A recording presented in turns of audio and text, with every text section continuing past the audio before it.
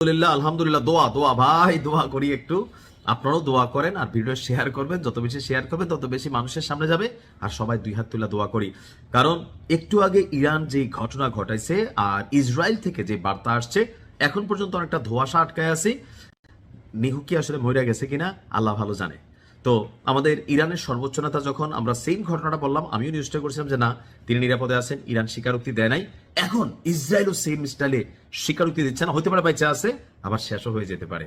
দর্শক, ইসরায়েলি প্রধানমন্ত্রীর কার্যালয় এবং ইসরায়েলি বিমান বাহিনীর কমান্ডারের যে কার্যালয়, সেই অবস্থানগুলোতে ইরানের যে সামরিক ভান্ডারে থাকা ওয়ান এন্ড অনলি ব্লুটুথ ক্ষেপণাস্ত্র খাইবার মিসাইল বিদ্যুৎ গতিতে চলে, তো সেই খাইবার মিসাইল দিয়ে আঘাত করেছে আপনার ইরান, আর এতে ব্যাপক ক্ষতিগ্রস্ত হয়েছে তথ্য সামনে এসেছে।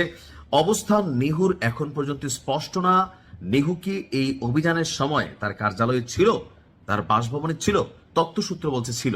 যদি থেকে থাকে তাহলে এই মুহূর্তে হয়তোবা ওই পারের পথে, আর যদি না, গোয়েন্দা সংস্থাগুলোর তথ্য থাকে বা সামহাও বুঝতে পারে যে ইরানের হাতে যে মেশিনারি আছে এটা চাইলে যে কোনো জায়গায় ইসরায়েলের নিয়ে খেলতে পারে, তো সেই ক্ষেত্রে হয়তো ভিন্নতা থাকতেও পারে। তবে আমরা দোয়া করি যেন ঘটনা সত্যি হয়। ইরানের সংবাদ সংস্থা তাসনিম নিউজ বলছে, লক্ষ্যভিত্তিক এবং আকস্মিক এই হামলার কথা ঘোষণা দিয়েছে বিপ্লবী গার্ড বাহিনী। অর্থাৎ তারা বলছে যে সুনির্দিষ্ট টার্গেট করে আমরা অভিযান চালাবো। খেয়াল আছে, আমি আজকে একটা নিউজ দিয়েছিলাম না জানি কালকে, যে বড় একটা ঘটনা ঘটতে যাচ্ছে, ব্যাপক প্রস্তুতি নিয়েছে ইরান। প্রতিবেদন বলছে এই অভিযানের পর নেতানিয়াহুর পরিণতি এখন অনিশ্চয়তার মেঘে আচ্ছন্ন। আর এই ঘটনার পর ইসরায়েলের পক্ষ থেকে এখন পর্যন্ত আনুষ্ঠানিকভাবে কোন রকম মন্তব্য করা হয়নি। দর্শক, তাসনিম নিউজ বলছে এই পর্যন্ত ইরান, ইসরায়েল এবং যুক্তরাষ্ট্রের আঞ্চলিক ঘাঁটিগুলোর বিরুদ্ধে ড্রোন ও ক্ষেপণাস্ত্র হামলার 10টি ধাপ সম্পন্ন হয়েছে।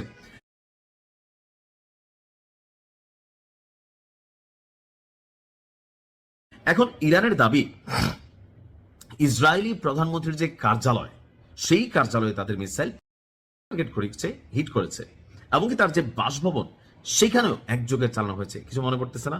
একটু খেয়াল করেন তো। গতকালকে যখন গত পরশুদিন আমাদের সর্বোচ্চ নেতাকে শাহাদাত করানো হলো, তো এখানে একটা কৌশল অবলম্বন করা হয়েছিল। কৌশলটা কি ছিল? যে একযোগে ওনার কার্যালয়, ওনার বাসভবন বা সম্ভাব্য যেই যেই জায়গায়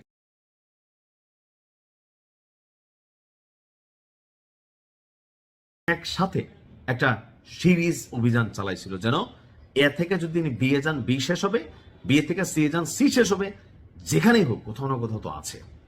এখন এই বান্দার জন্য আমি আল্লাহর কাছে দোয়া করি, আল্লাহ যেন গরিবদের, আমাদের নিপীড়িত মানুষদের দোয়া কবুল করে এবং কি তাকে আল্লাহ যেন ওই পারে নিয়ে আনে। তো এখন পর্যন্ত ঘটনা নিয়ে নানান বক্তব্য আছে। ইসরায়েল মুখে কুলু পেটে রাখছে।